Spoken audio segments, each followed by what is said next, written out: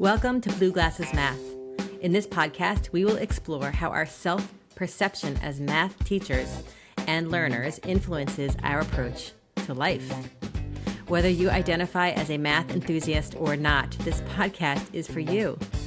Are you a teacher, a parent, a school administrator, or a student? Join me as we shift our perspective on what it means to be a math person. Let's take a look. Awesome. Welcome, Michael Kenny. I'm so excited to have you here from Math Fact Lab here on Blue Glasses Math. Thank you so much for coming and being a guest all the way from Burlington, Vermont. Pam, very glad to be here. Thank you. Okay, so I have to tell you, Math Fact Lab came up in in a conversation with a school administrator about a year ago. And then we connected via email, I think, and I looked up and I said, oh, I know Math Fact Lab. I've seen this before. This is so amazing. What an amazing tool. So before we get into it, you're Michael Kenny from Math Fact Lab. What's your title there? Are you like this? Yeah, I guess the founder. The founder of Math Fact Lab. Awesome. Awesome. Okay, so we're going to get right into it and get the listeners comfortable because my favorite question is, what is your math story and what brings you to this space? What are some of the pivotal moments maybe in your math story that brought you to today? I would say the pivotal point, the first 4 years I was teaching, I didn't teach math at all. I just kind of was, I started teaching in England. And so I was actually hired to teach English to the English, bizarrely.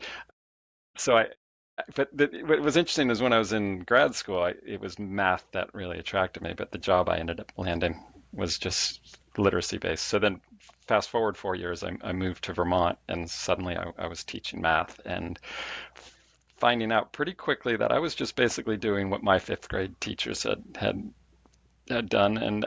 And so when I heard about a program called the Vermont Mathematics Initiative, which is a master's program for Vermont teachers, working teachers, and it's designed around a teacher's schedule. I signed up, and I suppose that was really a pivotal point because what was the beauty of the program is that they were teaching us content, but they were modeling it, and they were teaching it in such a better way than I'd ever been taught math before. That basically they were inspiring us to be better math teachers every day by modeling really exceptionally good math instruction. And in that time, I came across the research on, fact fluency development and realizing my old school approach had to be put aside, and I had to come up with something better. So you talked about you were kind of teaching the way you had learned fifth grade math. Let's talk a little bit more about that. Tell me more. Yeah, I suppose, back then, I think this was pre-Common Core. So, in fifth grade, I was still teaching, the standard algorithm. It was, you do this, then you do this, you do this. Let's memorize these steps. And that was pretty much my teaching. There wasn't a lot of understanding. There wasn't a lot of conceptual work. It was, let's learn these procedures. Let's demonstrate you can get the right answer, and let's move on. I mean, also, it was before Common Core, so like the amount of standards I was supposed to cover was just, it was so broad that it was almost the pace I really had to go in order to check all the boxes. Looking back, I probably did my students a great disservice, but that's the best I knew at that time. And so, I was really glad for all that I learned when I started the Vermont Mathematics Initiative. We call it VMI, the VMI program. Is that still around today? Yeah. It's still running. Yeah, absolutely great. That sounds like something I want to tap into. So who sponsors that? I'm just kind of curious. Is it? I mean, at the time I took it, it was part of the University of Vermont, but now I believe it's a separate entity. And it is a degree program, but I'm not sure what university it's officially under. But typically, professional development money in teachers' contracts would tend to cover the costs, and my curriculum director managed to squeeze out a few extra dollars to cover the extra costs involved. But that's incredible, and it's so important. It's like your math story is informed a lot by, it sounds like, your experience as a practicing teacher going in and being like, turning into a student, right? Yeah. Now I know what it feels like to sit in the seat of the student. Yeah, and it was the content I had covered in high school, but it was now I was being taught it through, a really conceptual lens. So let's start with what you know, and let's put you in situations that are a little uncomfortable and see if you can kind of figure it out and, arrive at an approach that you understand, the method that you got there. And then they sort of then filled in the gaps and helped that way, as opposed to this is what we're going to do. These are the steps we're going to, that was my high school. These are the steps we're going to take to Mine too. get there. Yeah. Mine too. And 100%. Yeah. and so I was burnt out of math when I finished high school. I didn't see the point in it, and there's no beauty to it by any means. But now, now it's very different. It's a love in my life. It's the love of your life. I love that. That's I amazing. should I shouldn't say of my life. It's a love in my life. Oh, sorry. Love in your life. That's My a big wife difference. might hear this. Yes, I but have to choose as my words carefully. That's right. That's right. Well, it's so funny that you say that because my husband, I'm in the same boat with my husband. He's like, oh, there she goes again. There she goes again with her podcast and her books and all of her things, because I just it is one of the loves. And I think once you have the opportunity, because I had a similar experience where I sat in the seat of the problem solver after my first year of teaching, and in a similar program. It wasn't run by the state. But the point is, sitting in the seat of the problem solver and having that aha moment, saying, oh my goodness, my students need to experience this. They need to experience what you just said about, they took what you knew and then they put you in these like mildly uncomfortable situations, and then you found your way out of it, is like so powerful, right? Mm-hmm. And I feel like more teachers need to experience that. And I don't, and kids retain that. They'll retain the understanding they built because they built most of it themselves, connecting to what they previously knew. Okay. So you are the founder. So you were teaching fifth grade math, and you noticed now. So how does this then translate into your feeling like, okay, so I need to create something to help? Let's talk there. Well, again, I was doing drill and kill flashcards, weekly time tests, and while at VMI, I came across the research on, fact fluency development, that new fact knowledge should be constructed from previously mastered facts, that students should use visual models to build understanding, and they should take multiple models approaches, that they should work with inverse operations simultaneously, so that you're really taking a fact family approach instead of just looking at each fact in isolation. And there's a big body of evidence of research on this, and I hadn't been aware of any of it previously. And so when I was like, great, I'm going to do this, and then I went out to look for material to support me doing it, it wasn't there. And so about that period, we were preparing for our year-long our third year in the program.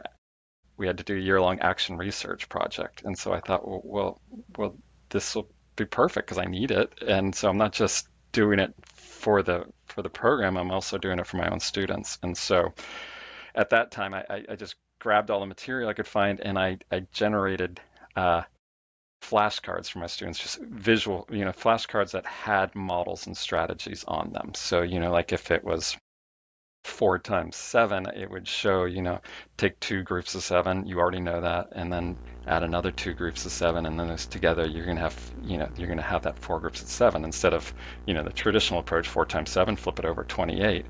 Instead, you had 4 times 7 and models and strategies that helped them figure out what it was. And so Math Fact Lab initially was it was on paper. Yeah. It was just it was just flashcards, but that was a logistical challenge to try to run a flashcard program in my classroom. So moving forward a few years, my students got Chromebooks, and then one day it occurred to me, I could put all these onto Google Slides. And so at that point, I really started seeing the promise of this approach, because then I was really seeing results. Students could tell me not only what 6 times 8 is, they could tell me multiple reasons why it was 48. And they could really think about it and work flexibly and give me another strategy. And they could whereas the old approach was hopefully they remember it's 48, but don't go into why, and Right. and Right. don't use that in any way to connect to any other math fact knowledge, for math knowledge, period. So this actually helped them become, stronger mathematicians while also giving them that fact fluency foundation for success, which is, in fifth grade math, it's essential. I experienced this in my own teaching, that when I came to teach a group of eighth graders, they had never been taught the way that I expected them to learn, right? Through inquiry, through discourse, through conversation, through explaining your reasoning. And they revolted, quite honestly, and that's a whole nother story. But like, they were eighth graders, so that's a big difference in fifth graders, Yeah, the nature definitely. of the beast. Yeah. But I wonder, did your students notice a difference about how they started learning or really internalizing and understanding their basic, let's say, multiplication facts when they started seeing this approach? Did they ever articulate that to you? I'm just kind of curious. And if not, that's okay. Like, I'm just. I guess the articulation might be like oftentimes, might have been an end of the year thank you card that may, or, like where the mother may have written in there, you know, Jody always hated math, and now she tells me it's her favorite subject.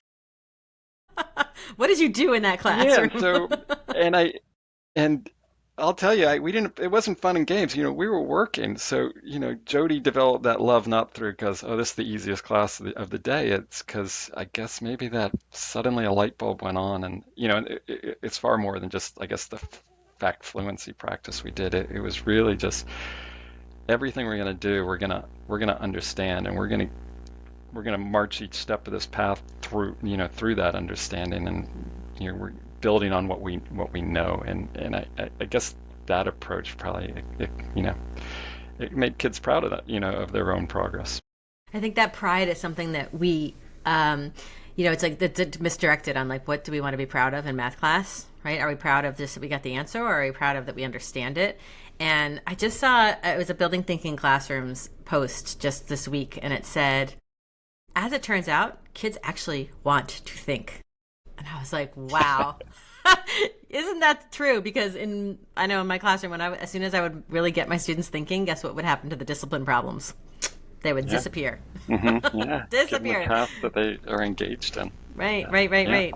Okay, so you had these flashcards on paper, then you transitioned to Google Slides when you got Chromebooks, and you were like, oh, okay, and that's when it started to really take off. Okay, so then what happened next? Like, what? I had a colleague whose brother-in-law was a software developer, and he liked to do little side projects, like build apps for people. So I reached out to him, showed him my slides. He's like, "Yeah, we could do that." And so that gave me sort of the confidence that, yeah, we could take the next step to make it a fully interactive program. I mean, the slides was helpful, but it wasn't. Kids could still just kind of click through and go, "Oh yeah, Mr. Kenny, I'm working really hard." Whereas, a true interactive program will, monitor each step of the way. And so that's what I ideally wanted. And so when he said, yeah, he's in, I took a leave of absence to spend a year to like really beef up the program. At that time it was just multiplication, and it was still even limited within that. So I really, I needed all four operations. It was going to be a big undertaking. Then he ended up, because of COVID hit, his company needed him more than ever, and he wasn't in a position to actually build the app. So then I ended up I went with a different team of software developers. And so, it's all worked out in the end, but probably if he had said, nah, I'm not interested, I might not have ever gone any further. Isn't that interesting when we reach out to people for help? Something beyond our own expertise, how powerful it can be. That's amazing. Awesome. So can we take a look at Math Fact Lab from like maybe a student perspective? Sure. I think that would be really helpful. So if you're listening to this on YouTube or you're watching this on YouTube, you get the added bonus of seeing behind the curtain of what it actually looks like, Math Fact Lab. If not, I suggest that you, unless you're driving, Google Math Fact Lab. So it's really just, mathfactlab.com. And here we go. Okay. Can you see my screen? I can. I see. Okay. Yep. It says today's focus level H times 6. Okay, so I'm logging in as a demo student whose name happens to be Daniel Boone. So Okay. Daniel has um, Daniel already at this point in the program has worked through the what we call basic stage one for children, but this is the foundational facts of multiplication, the twos, the tens, and fives, along with the ones are often used to construct what are called the derived facts, which in the program for students' sake we call basic stage two. So at this point, Daniel's working on times six facts, and these are the two facts in the two times six facts that he'll need to cover. Some of the other times six facts have already been covered. So these are the new facts that are being introduced at that level, but he'll be practicing times six strategies. Okay. So let's get started. And so maybe I can make this a little larger for you to see a Yeah, bit I can better. see it. Okay. Yeah, yeah, yeah. So what his job is to complete all these activities, and with each any on the click of any button, there'll be about 25-ish problems that he'll be expected to answer. When he finishes those, he'll come back to this dashboard. There'll be a green check here showing that activity is completed, and then he'll move on to another activity in any order he wants. And you can Okay. see that there are multiplication activities and there are also division activities. And I love that okay, so there's dice, there's number lines, there's area models and bar diagrams and Yeah. open arrays. Mm-hmm. I love it. And he Okay. can do this in any order. Right. And so his instructions here is to say to unlock the level lifter, he needs to complete each activity at least once. So the level lifter is the assessment, which is saying, are you ready to progress to the next level? Have you mastered those facts that are being introduced at this level, and are you still, good with the facts you've learned so far? And so to unlock the level lifter, all of these activities will have to be done. It's going to take more than one session, most likely. So this is very similar to the flashcards I was telling you about long ago. Um, a hint comes up automatically after a few seconds on the first five problems, but after that it doesn't. But the hint would be there in case the model itself wasn't sufficient. But the idea here is they're thinking, all right, you might not know your sixes yet, but you know your threes. And so we've already learned our threes, so we know what three sevens is. So we can use our knowledge of three sevens, to get six sevens. And if for whatever reason the answer was wrong, Math Fact Lab doesn't say, nope, the answer is 42, memorize this and move on. So the answer is never actually given. The I love student that. needs to find it himself. Ideally, most likely, the student is working at his or her level of proximal development so that they're going to be achievable problems. Okay. So can I just pause you for 1 second? Because sometimes Yeah. I get pushback from teachers, and they're like, "Okay, well, if I give them, because what I'm looking at is a screen with the dice, right? So if I give my students this, they're just going to count all the dots." And I'm so curious what your response to that is, because I have an answer for that, but I think just like everyone else in this world, kids want to be efficient. They don't like doing things a way that's longer and harder. yes, exactly. So, yeah, if I was a first grader and I showed up here, I would count all or a second grader. If I can get to 30, I might count all those dots. But if I'm a fifth grader and I know what three fives is, I am not going to count those three dice. I agree. Is I that what agree. you were going to say, or do you Yes, have that's something? pretty much. Yeah, it's that no student wants to sit there and no student who's trying to get their multiplication fluency down is going to want to count one by one, unless they haven't yet mastered additive thinking.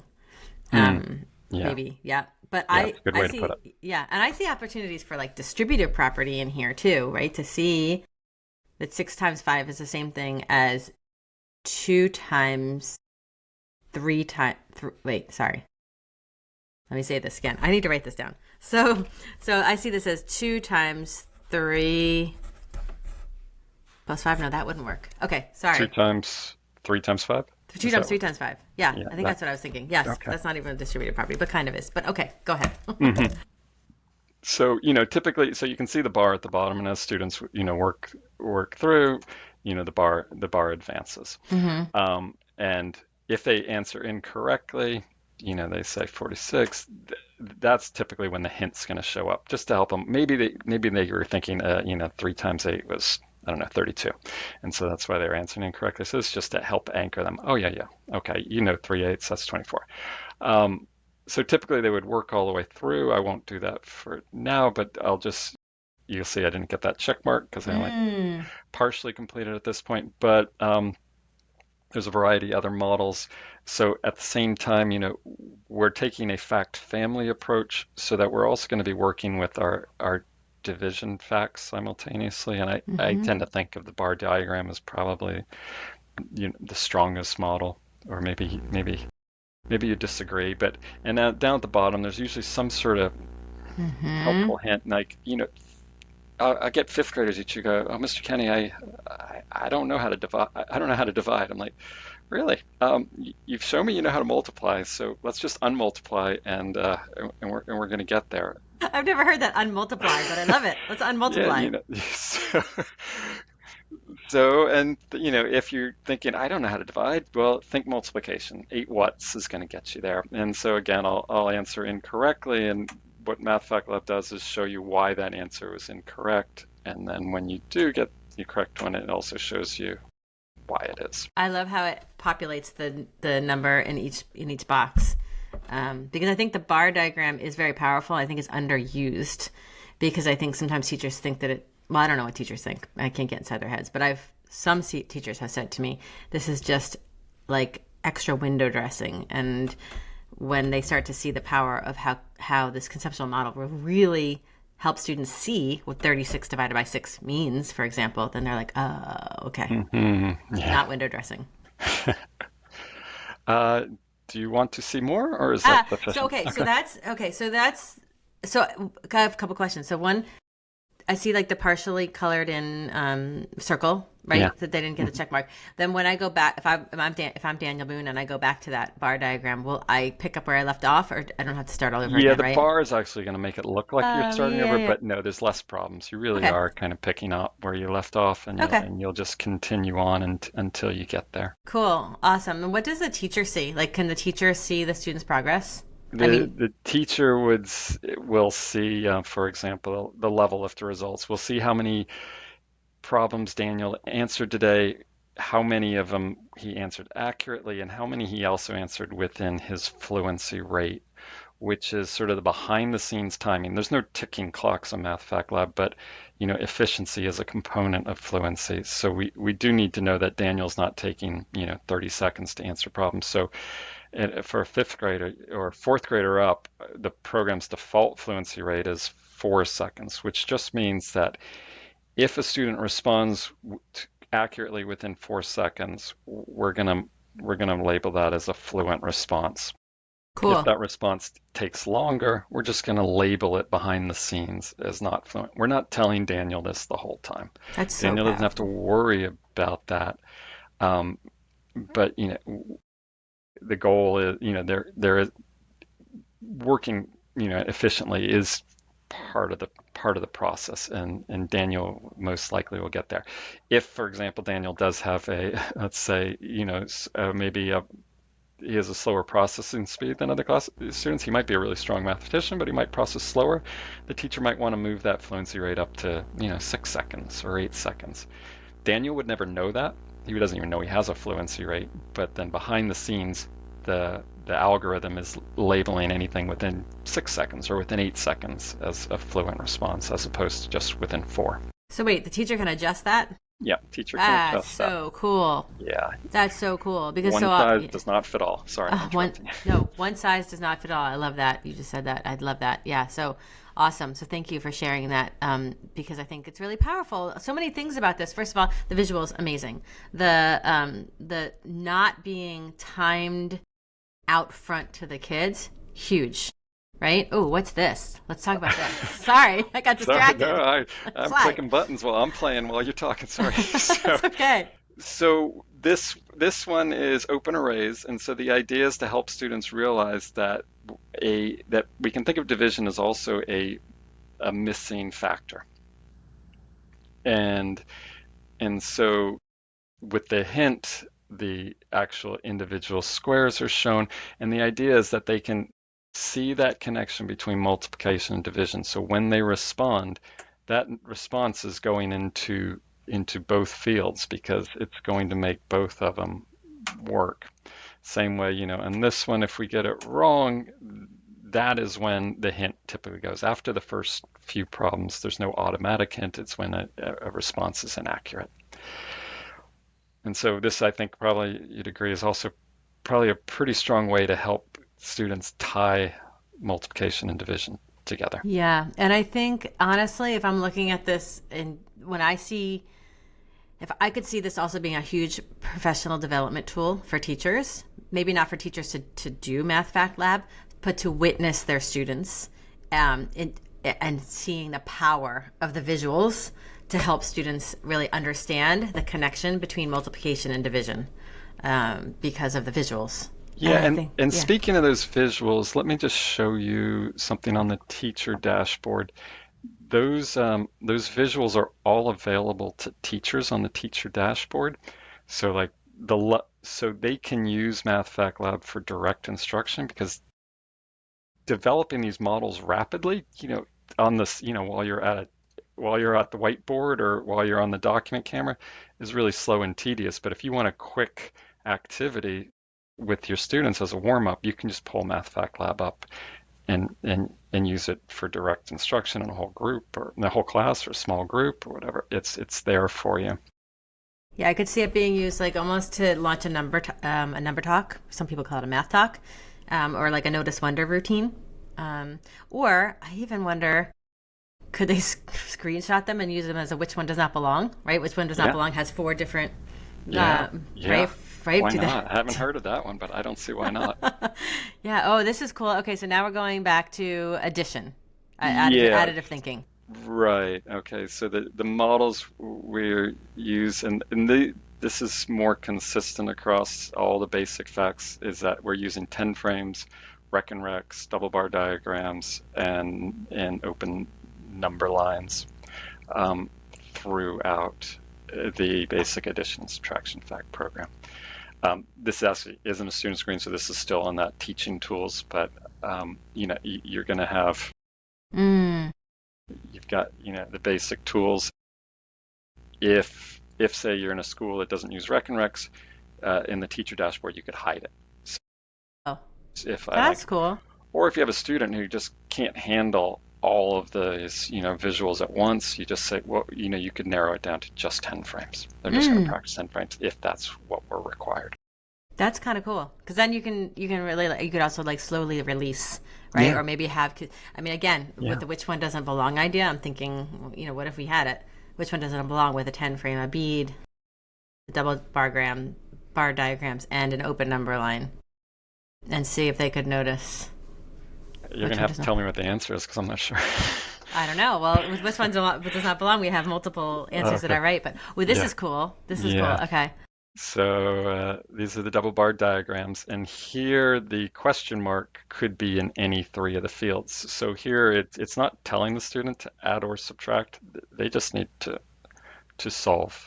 So it's like decomposition. It's like decomposition. So we have 6. Yeah. Oh, this is really nice. And so as you can see, I'm on doubles at the moment. And if I get it wrong right now, what shows is we get a little more detail on that number line to help them see. And let's see if I can give you one where now you can see the question mark could be on the whole as opposed to the parts. Very cool.